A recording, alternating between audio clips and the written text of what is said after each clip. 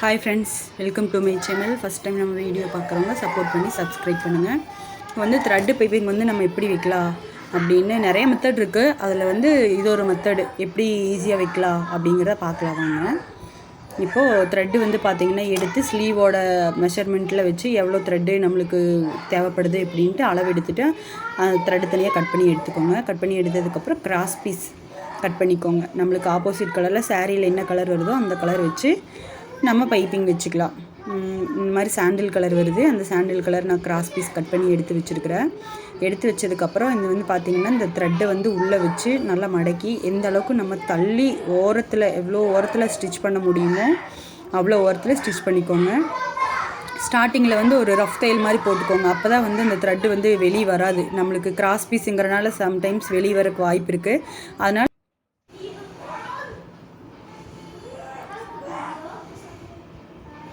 Thread cut ஆயிடுச்சு.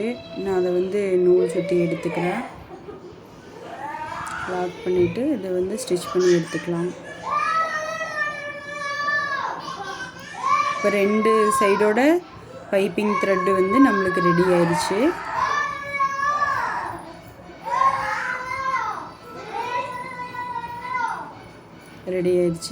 நம்ம இன்னொரு த்ரெட்டை ஸ்லீவுக்கு இன்னொரு த்ரெட்டையும் ஸ்டிச் பண்ணி எடுத்துக்கலாம்.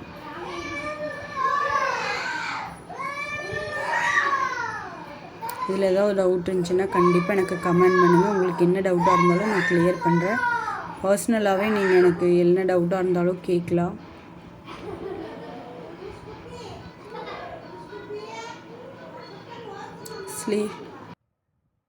ஸ்லீவில் பார்த்திங்கன்னா மெயின் கிளாத்து ஜாயின் கொடுக்க வேண்டியது இருக்குது. நான் ஜாயின் கொடுத்து எடுத்துக்கிறேன்.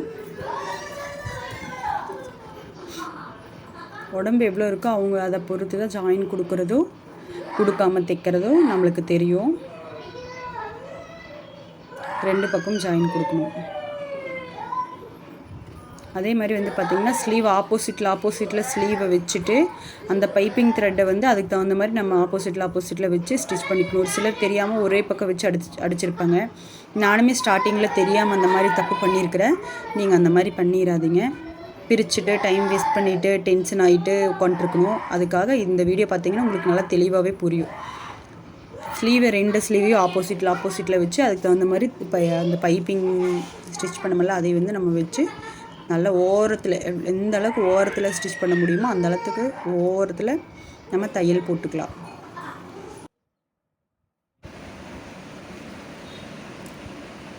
முன்பக்கம் நம்ம குடஞ்சி எடுத்துருப்போம்ல அதையும் நல்லா ஆப்போசிட்டில் வச்சு கரெக்டாக இருக்குதான்ட்டு ஸ்லீவ் ஒரு டைமுக்கு 2 டைம் நல்லா செக் பண்ணிவிட்டு அதுக்கப்புறம் பைப்பிங் வச்சதை ஸ்டிச் பண்ண ஸ்டார்ட் பண்ணிக்கோங்க. இல்லைன்னா மாற்றி அடிச்சிட்டிங்கன்னா மறுபடியும் பிரிச்சுட்டு இருக்கணும்.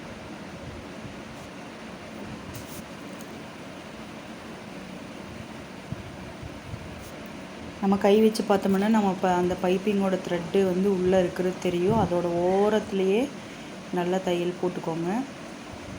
நல்லா எட்ஜஸில் வந்திருக்குதான்னு பார்த்துக்கோங்க. சப்போஸ் அப்படி ஃபஸ்ட் டைம் தான் போடுறீங்க, ஸ்டிச் பண்ணுறீங்க, பைப்பிங் தைக்கிறீங்க அப்படின்னா மறுபடியும் இன்னொரு டைம் நல்லா இந்த பைப்பிங் ஒட்டி எந்த அளவுக்கு ஒட்டி ஸ்டிச் பண்ண முடியுமோ அந்த அளவுக்கு நல்லா ஒட்டி தையல் போட்டுக்கோங்க.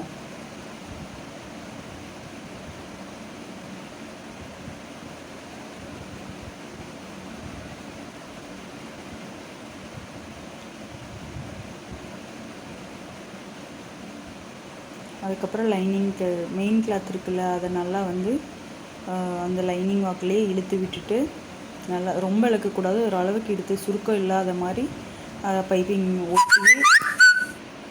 ஒட்டியே நல்லா தையல் போட்டுக்கோங்க. எவ்வளோ ஃபினிஷிங் நீட்டாக வந்திருக்குதுன்னு பாருங்கள். அவ்வளோதான், பைப்பிங் ஒரு ஸ்லீவுக்கு ரெடி ஆயிடுச்சு. இன்னொரு ஸ்லீவுக்கு ரெடி பண்ணிக்கலாம் பாருங்கள். அதே மெத்தட்லேயே நம்ம கை வச்சாலே பைப்பிங் உள்ளே இருக்கிறது தெரியும். அது ஓரத்துலேயே 2 கிளாத்தையும் நல்லா எட்ஜஸில் வச்சு அதோட ஓரத்துலேயே நல்லா ஸ்டிச்சிங் பண்ணிக்கோங்க.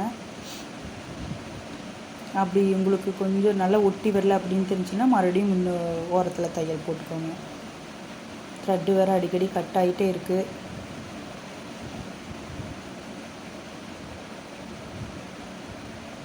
ரெண்டு ஸ்லீவையும் 2 மெத்தடில் அப்படியே திருப்பி மேல் சைடு கிளாத் ப்ளவுஸோட மெயின் கிளாத்து மேலே தையல் போடணும். இல்லைன்னா பின்னாடி வந்து சுருக்கமாக தெரியும், அசிங்கமாக தெரியும். மற்ற கிளாத்தாக இருந்தால் ஓகே, காட்டன் அந்த மாதிரி இருந்துச்சுன்னா கூட லைனிங்லேயே போட்டுக்கலாம். இது சிந்தட்டிக்குங்கிறனால நகர்ந்துட்டே இருக்கும். அதனால் மெயின் கிளாத்லேயே நம்ம வந்து திருப்பி மேல் தையல் போட்டுக்கலாம். ரொம்ப ஃபினிஷிங் பர்ஃபெக்டாக நீட்டாக வந்திருக்கு பாருங்கள். ஏதாவது டவுட் இருந்துச்சுனாலும் கேளுங்க, கமெண்ட் பண்ணுங்கள், சப்போர்ட் பண்ணுங்கள் ஃப்ரெண்ட்ஸ். அடுத்தது வந்து பார்த்திங்கன்னா நெக்கு, ஃப்ரண்ட்டு நெக்கு எவ்வளோ வேணுமோ லென்த் அளந்துட்டு கட் பண்ணி எடுத்துக்கிறேன். எடுத்ததுக்கப்புறம் அதே மாதிரி கிராஸ் பீஸில் வச்சு தையல் போட்டுக்கலாம். கிராஸுங்கிறனால கொஞ்சம் இழுத்துட்டு வருமா, நம்மளுக்கு வந்து இந்த பைப்பிங் வந்து உருவி வெளியே வராமல் இருக்கிறதுக்காக லைட்டாக ஒரு ரஃப் தையல் மாதிரி கொடுத்துட்டு அதுக்கப்புறம் நீங்கள் தையல் போட ஆரம்பிச்சிங்கன்னா நல்லாயிருக்கும். இல்லைன்னா தனியாக ஸ்டிச்சிங் இந்த த்ரெட்டு வந்து வெளியே வந்துடும், இழுத்தோம்னா வெளியே வந்துடும்.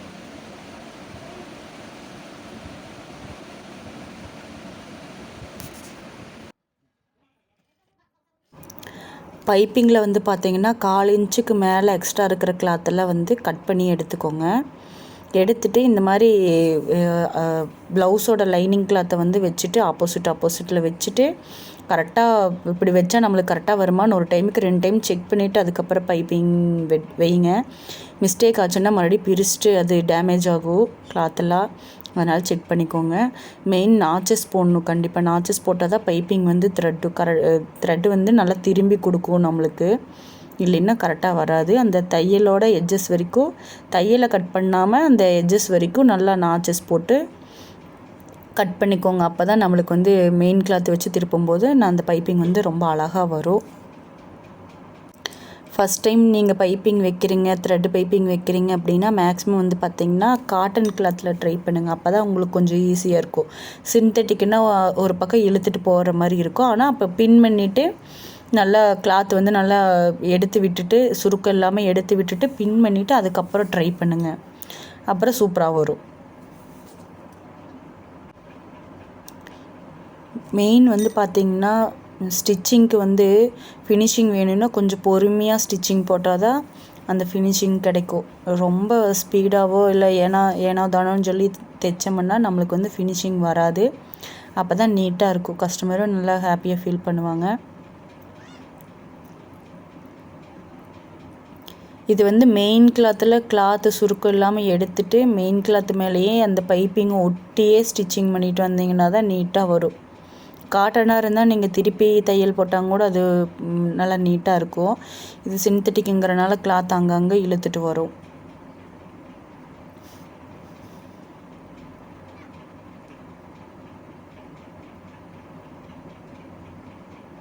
கை வச்சு பார்த்திங்கன்னா உள்ள பைப்பிங் இருக்கிறது தெரியும், அந்த கிளாத் தெரியும். அதை ஒட்டியே தையல் போட்டுவாங்க.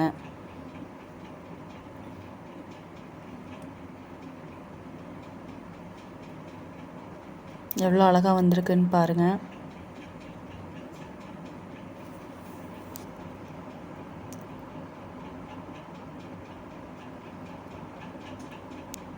சுருக்கெல்லாம் எடுத்து விட்டுக்கோங்க.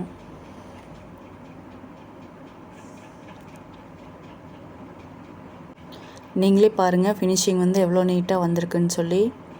அடுத்தது பேக் பீஸில் பைப்பிங் வச்சுக்கலாம். அதே மெத்தடு தான், அளந்துக்கோங்க எவ்வளோ வரும் அப்படின்னு சொல்லிட்டு பேக் பீஸ்க்கு. அதை அளந்து எடுத்துகிட்டு கிராஸ் பீஸை கட் பண்ணி அதை ஜாயின் பண்ணிவிட்டு மறுபடியும் அந்த லைனிங் அந்த பைப்பிங் வந்து எந்த அளவுக்கு இருக்கோ அந்த அளவுக்கு கிராஸ் பீஸ் நம்ம கட் பண்ணால் போதும்.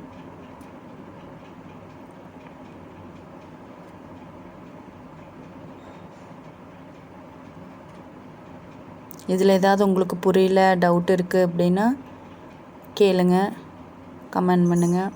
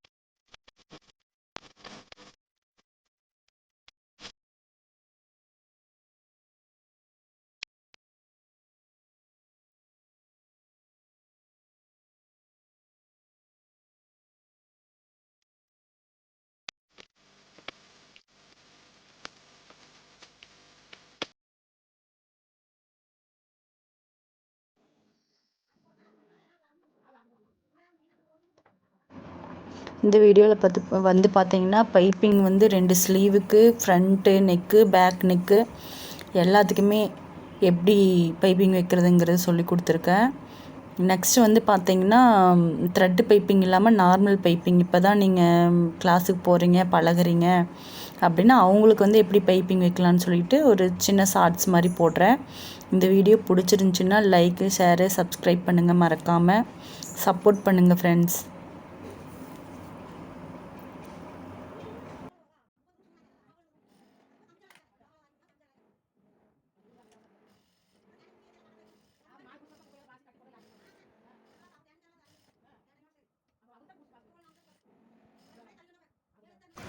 தேங்க்யூ ஃபார் வாட்சிங் மை வீடியோ. ஃபுல் வீடியோ பார்த்தவங்களுக்கு ரொம்ப ரொம்ப தேங்க்ஸ். சப்போர்ட் பண்ணி சப்ஸ்கிரைப் பண்ணுங்கள். இந்த வீடியோவில் டவுட் இருந்துச்சுன்னா கண்டிப்பாக கமெண்ட் பண்ணுங்கள். தேங்க்யூ.